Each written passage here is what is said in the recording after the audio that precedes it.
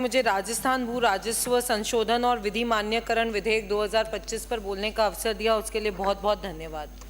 माननीय अध्यक्ष महोदय, सबने अपने अपने विचार रखे। मैं तो सर्वप्रथम ये कहना चाहूँगी कि मैं इस सरकार का, भजन लाल जी की सरकार का धन्यवाद ज्ञापित करना चाहती हूँ कि कोई ऐसा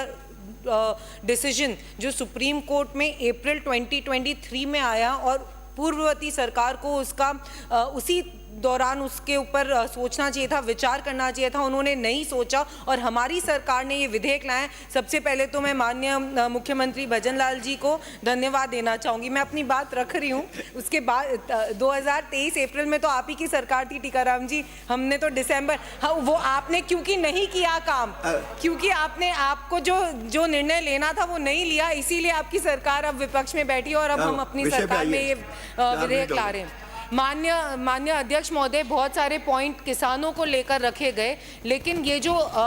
विधेयक लाया गया है इसमें बहुत स्पष्टता से लिखा हुआ है कि रीको को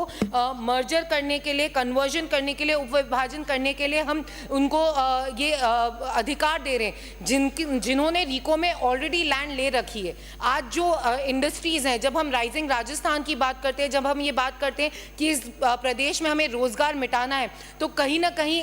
इन्वेस्टमेंट हमें ज़रूरत है, भली वो इंडस्ट्रियल की हो, टूरिज्म की हो, किसी भी जो रीको हेल्प करता है उन इंडस्ट्रियलिस्ट को कि वो आए और यहाँ पर रोजगार दे सके, यहाँ पे इंडस्ट्री लगा सके और उन चीज़ों में जो तकलीफें आती है, जो कठिनाइयाँ आती है, उसको सरल करने की एक प्रक्रिया है। इस विधेयक से हमें स्पष्ट ये ज्ञात हो रहा है कि उस इंडस्ट्रीज़ को हम अपने यहाँ पर राजस्थान के अंदर ना केवल वेलकम कर रहे हैं, लेकिन उनको जो भी कठिनाई आ रही है उसको हम दूर कर रहे हैं। तो ये कहीं ना कहीं भ्रष्टाचार नहीं बढ़ा रहा है, ये और क्लियर कर रहा है इन चीज़ों को कि किस तरीके से ट्रांसपेरेंसी डेवलप हो सके। उसके साथ साथ इसमें बड़ा क्लियर लिखा है कि जब इंडस्ट्रीज़ आती हैं और उनको जो दिक्कत आई है, जो सुप्रीम कोर्ट का निर्देश हुआ था, तो जिन्होंने ऑलरेडी रीको में इन्वेस्ट कर रखा है, उस लैंड में इन्वेस्ट कर रखा है, ये उन सब इंडस्ट्रियल